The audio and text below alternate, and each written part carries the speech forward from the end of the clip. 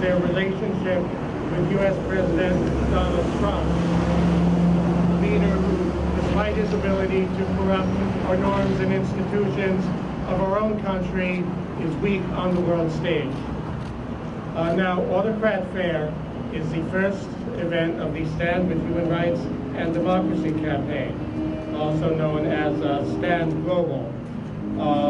Stand Global sounds the warning over global authoritarianism and disinformation, the attacks on democracy and free media. We call for heightened international action for human rights, and we support the world's mechanisms for promoting human rights, including the United Nations, the International Criminal Court, and laws like the Global Magnitsky Act, which sanction culpable individuals involved in human rights violations without harming their people's economies. We call for an immediate end to the Trump administration's sanctions against the International Criminal Court and its staff. Now, my own organization, as opposed to the Stand with Human Rights and Democracy Coalition, is called StopTheDrugWar.org, and I'll explain a little later why we're involved in this. But this campaign grows out of work we have done since 2017 with allies in the Philippines and Filipino Americans over the extrajudicial killings in the Philippine drug war, which more than 30,000 people have already been killed. And that's the reason we're involved. And so before we will hear a little bit about the autocrats, and we have two special statements that we are going to read momentarily. But first, I first will hear briefly from Eric Lachica, our ally with Movement for Free Philippines and a partner in today's event. Eric?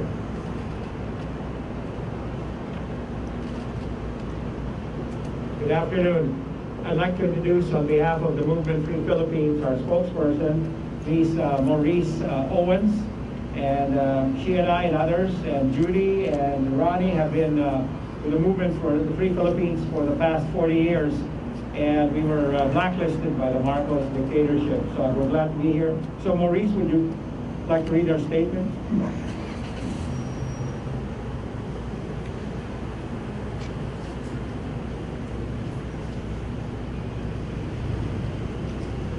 Good afternoon, brothers and sisters. My name is Maurice Owens. On behalf of the Movement for Free Philippines, we thank the Stand for Human Rights and Democracy Coalition, the Stop the Drug War campaign, and allies for staging this first Autocrats Fair in front of the President Trump's hotel. Thank you, David Borden, for organizing this demonstration. Maraming salamat to our Argentine artist, Cesar Maxid here, for his impressive marionettes and autocrats face masks. We are here today to protest President Donald Trump's embrace and support of world's autocrats and dictators.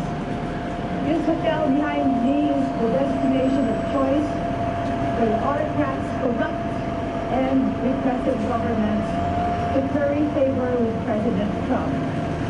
We read in the Post and the New York Times and other media outlets revealing details about President Trump's recent tax returns and shameless business dealings with President Duterte, President Xi Jinping, President Vladimir Putin to sell out American ideals. Now on Rodrigo Duterte of the Philippines. In the Philippines, Trump paid more than $165,000 to the Duterte government in 2017, while Trump paid $750 to his own government. We, I am sure, paid more in taxes as Americans. Trump received more than $3 million from his Filipino business partner, Jose Antonio, for just licensing his Trump name for the 57-story condo in Manila. No surprise, Antonio is now the special envoy of Duterte to the United States. The world now knows that Duterte, Putin, Xi Jinping, Kim Jong-un, and Trump are mutual admiration buddies. Trump calls and congratulates Duterte. In February, Duterte publicly called for Trump's re-election. Trump, he said, deserves to be re-elected. Do we want Trump re-elected? No! No! President Rodrigo Duterte campaigned on the promise to kill hundreds of thousands of drug law violators. A massive extrajudicial killing campaign began immediately on his taking office in 2016, with human rights organizations estimated at least 30,000. His term has also been marked by attacks on media outlets and contrived legal cases against opposition leaders like political prisoner Philippine Senator Laila de Lima and journalist Marisa Ressa. Let's say, free Laila! Free Laila!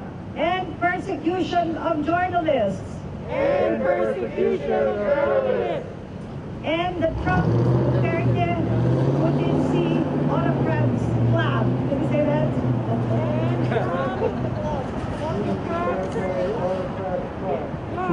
Shortly after being elected, Duterte called President Barack Obama a son of a whore, following Obama's criticism of Duterte's drug war killings, prompting the White House to cancel a planned meeting between the two leaders. In 2017, Trump met with Duterte at the ASEAN summit, appearing hand in hand with Duterte at the summit's meeting. Trump has praised Duterte's drug war twice and expressed a desire to host him in the White House. To the mothers and fathers of the 30,000 EJK victims of Duterte's murderous era, we will continue to stand with Filipino people and fight for justice and freedom from repression. Next Tuesday, the American people will vote and decide who will be the next president. We are in a dangerous time where almost 250,000 of our fellow Americans have died of the coronavirus pandemic. Where the COVID-in-chief bungled with his shameless lies, incompetence, and mismanagement. I am confident the American people will win with the election of former Vice President Joe Biden and Senator Kamala Harris. So, will Joe Biden be our next president? Yes! Will Kamala Harris be our next vice president? Yes! And will they end the nightmare of Donald Trump? Yes! Thank you.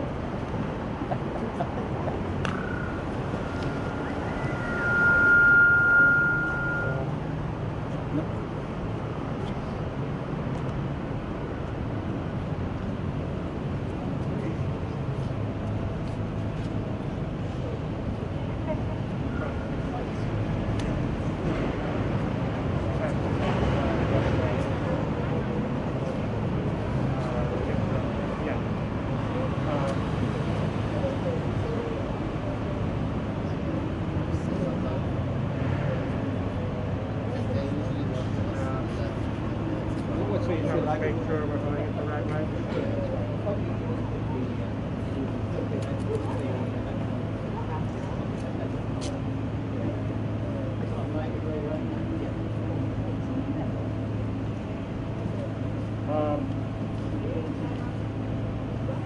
So next we'll be reading a statement provided by Congressman Jamie Raskin. I guess I'll read that unless someone else wants to volunteer. Okay, our next statement is from Congressman. It's a statement from Congressman. Closer. And turn it itself down. So I'm pleased that Congressman Jamie Raskin from my own town of Tacoma Park, I've provided this statement. I'm proud to co-sponsor H.R. 8313, the Philippines Human Rights Act of 2020.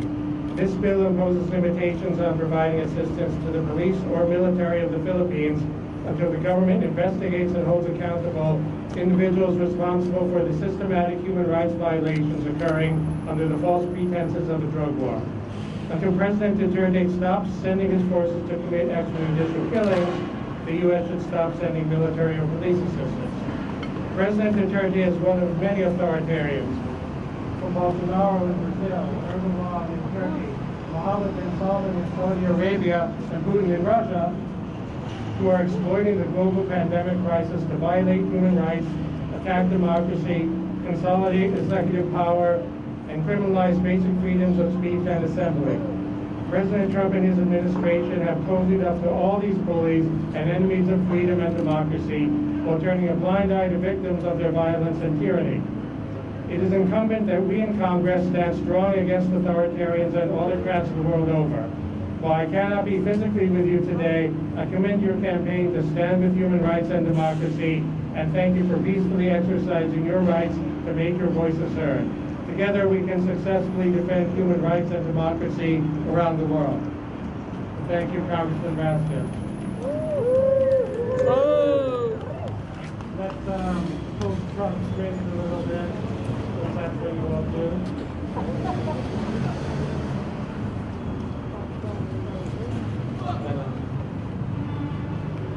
Make sure it's on. I hold it this way.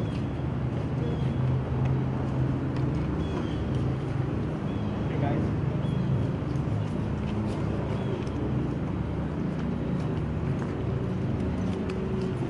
So, before we go on to the next statements, we have some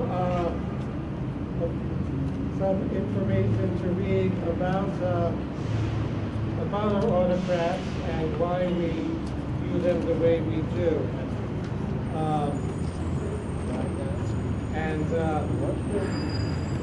We'll skip the information on Duterte since we have heard the important parts. We'll read a couple of them for what I have stated. Recep Tayyip Erdogan from Turkey. 2019, Trump abruptly ordered the withdrawal of U.S. troops from Syria's border from Turkey, paving the way for Turkish troops to invade. Sorry, let's start over here. Can someone run this? Judy, could you hold a camera? It's on? Yeah. It's on.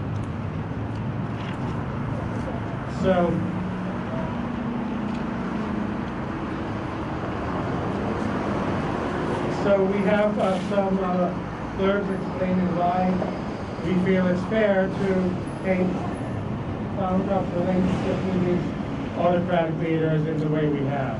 First, President Erdogan of Turkey. In 2019, Trump abruptly ordered the withdrawal of U.S. troops from Syria's border from Turkey, paving the way for Turkish troops to invade. The move altered years of U.S. policy and blindsided U.S. defense officials.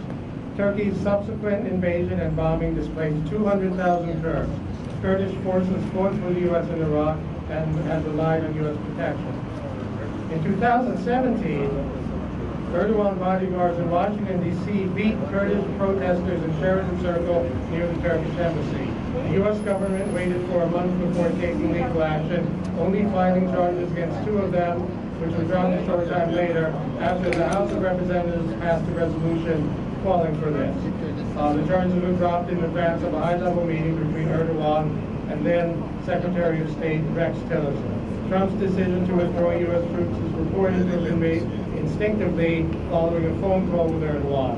There are two adjoining Trump towers in the Sicily district of Istanbul, one business and one residential.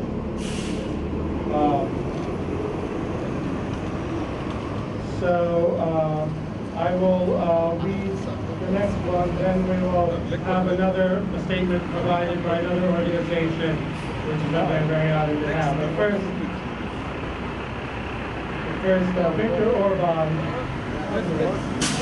Prime Minister Orban is broadly condemned as having destroyed Hungary's democracy, eviscerating the free press and attacking civil society as well as academia. Trump has praised Orban on multiple occasions and in 2019 invited him to the White House, breaking with the long U.S. practice ostracizing Prime Minister Orban. Trump claims that Orban is respected all over Europe.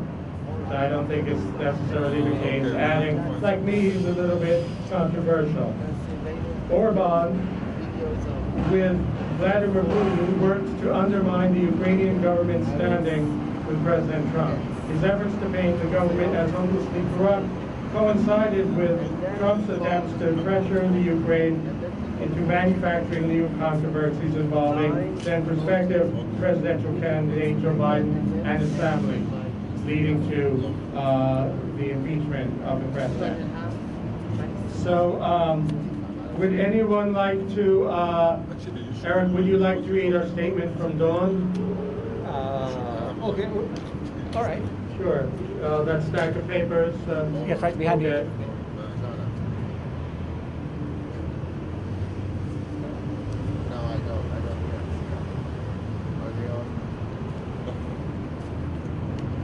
Yeah, we gotta do this in front of the White House on election night.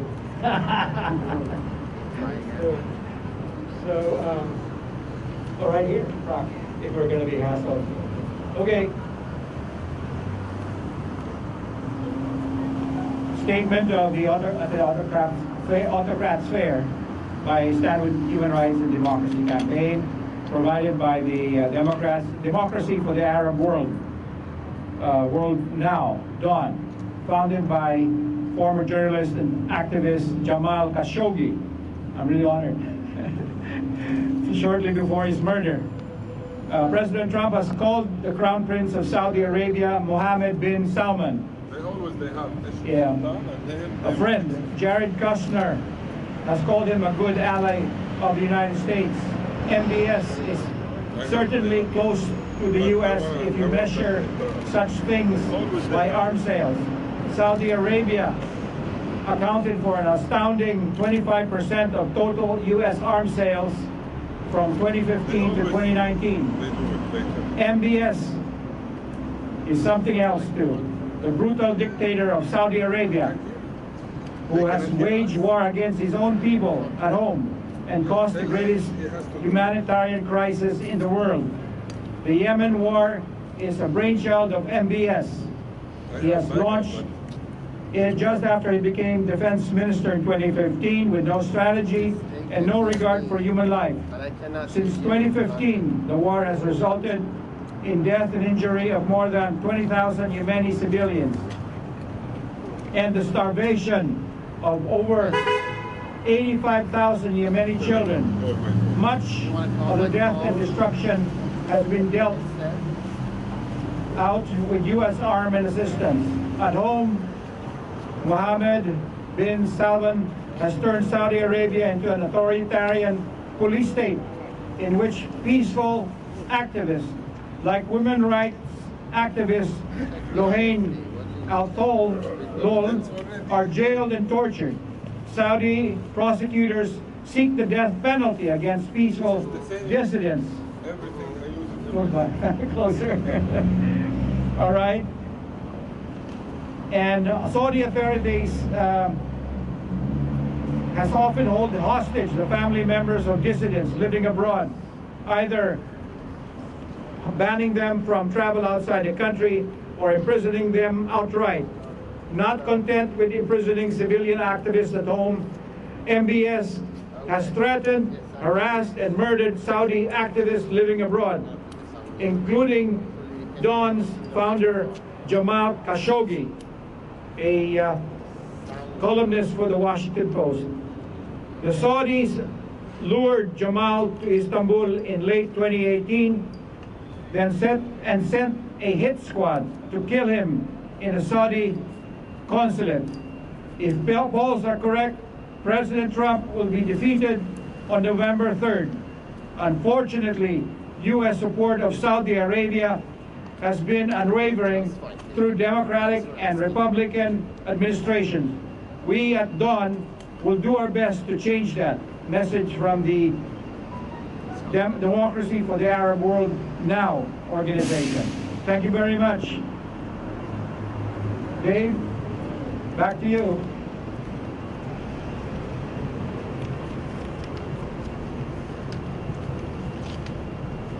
Thank you, Eric. North Korean Supreme Leader Kim Jong-un leads a cult of personality regime that is one of the world's most repressive. Trump has touted a good relationship with Kim and hoped that the Supreme Leader would end the North Korean nuclear weapons program simply because of that relationship. He held 2 direct meetings with Kim without having a diplomatic plan in place, of course. Those criticisms having been made by the foreign policy establishment at the time. These meetings were propaganda tools for the Kim government, whose state-owned media outlets ran footage of them for days. Kim, however, failed to provide meaningful concessions, only closing a reactor that was already past its useful lifespan. Trump continues to talk about his good relationship with Kim. You have to share later. There you go. I share. I have no problem. We have heard something about MBS and Saudi Arabia and the abuses there, and of course what he had done to Jamal Khashoggi. Another of our autocrats is the Crown Prince Mohammed bin Zayed, MBG, from Abu Dhabi, which in Saudi Arabia, Bahrain, and Egypt imposed a blockade on the country of Qatar. Trump administration, initially reported to be divided about this, decided to support the blockade, departing from long-running U.S. policy toward Qatar, a military and economic ally of the U.S. The blockade followed an April meeting between the Kushner family business and Qatar's Minister of Finance, in which Qatar declined to provide financing to rescue the Kushner family's struggling 666 Fifth Avenue office building in New York. The UAE under MPC has grown increasingly authoritarian. British PhD student Matthew Hedges was detained for 6 months over accusations of spying, much of the time in solitary confinement. Trump has pursued business opportunities in the UAE since 2005. A private real estate conglomerate in 2013 made a deal to build a $6 billion Trump-branded golf club, and the second club is in development. UAE was exempted from the Trump administration's infamous travel ban that targeted most Muslim countries. President Jair Bolsonaro of Brazil has advocated towards her, and while campaigning, praised President Duterte's extrajudicial drug war killings. His term has been marked by a wide range of human rights abuses, as well as greenlighting of massive burning and destruction of Brazil's rainforest. He's pardoned police convicted for illegal use of force and undermined attempts to end torture in the nation's prisons. Trump invited Bolsonaro to the White House in 2019 and praised him effusively, saying he was honored by the comparison of Bolsonaro's presidential campaign to his.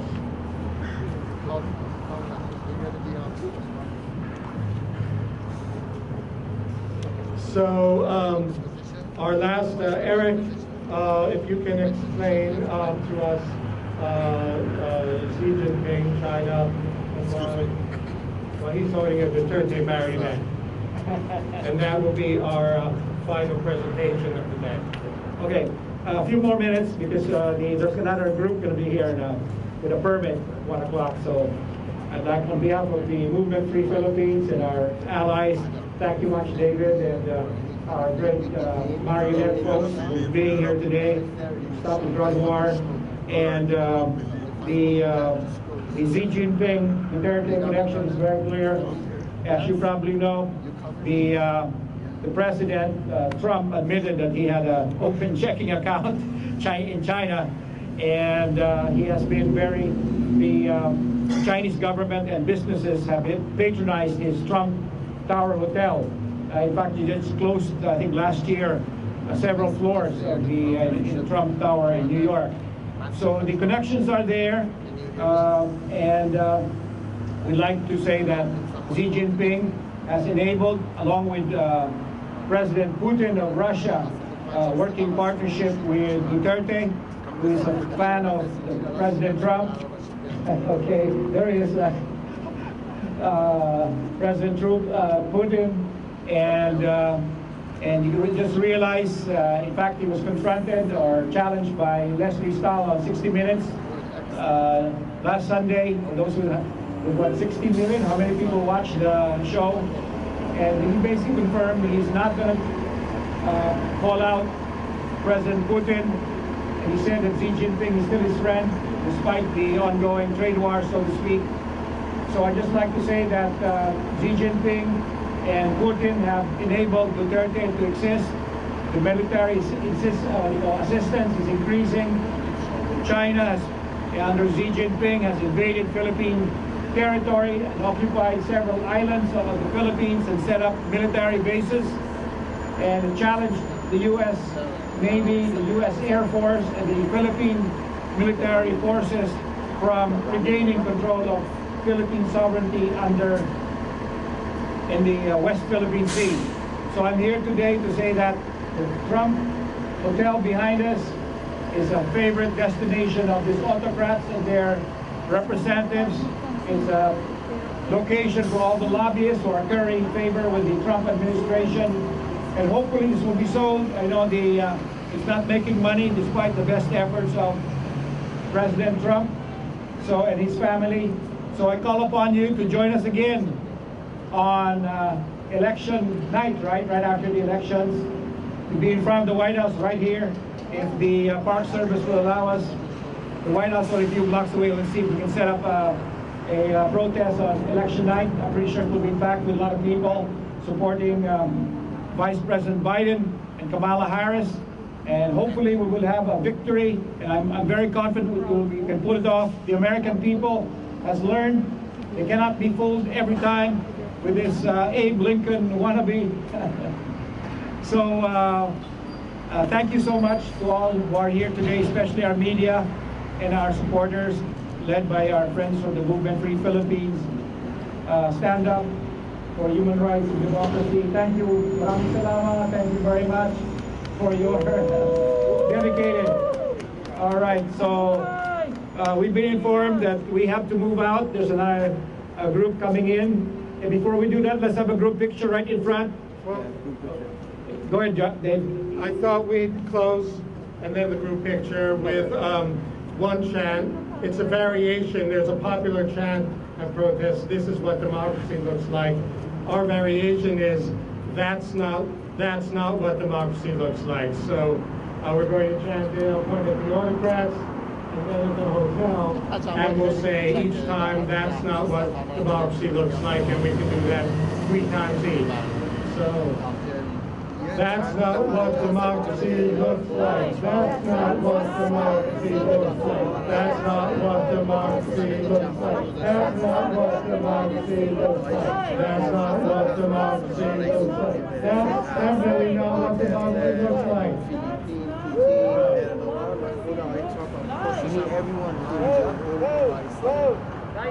Okay, group picture.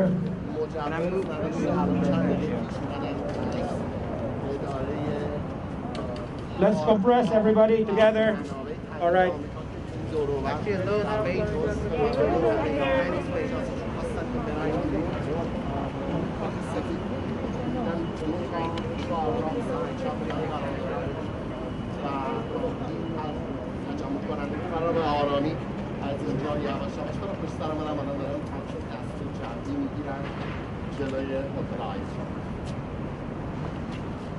Alright, that's good. Oh no, she's full of. On the count of 3, say, fuck Trump! Fuck Trump! Thank you! Fuck Trump. You didn't say 1, 2, 3. Okay, hold on. That's not fair. You didn't count. I'm so sorry. Hold on. I did quick jump. Can you On the take a count little of 3, step back? everybody say, fuck Trump! Yeah, I'm trying not to. Fuck Trump! Yeah! Sorry, but I don't like. I have to come through, but because you jump, I didn't.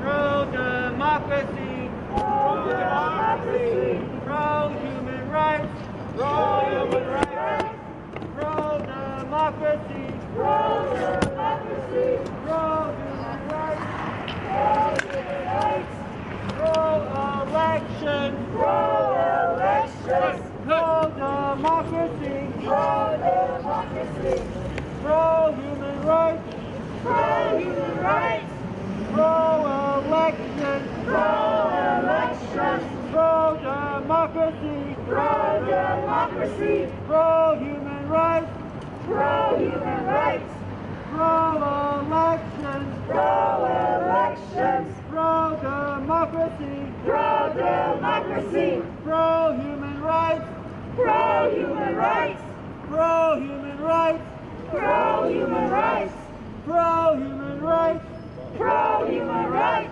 pro-democracy, pro-democracy, pro-human rights, pro-human rights, pro-election, pro-election, pro-human rights, pro-human rights,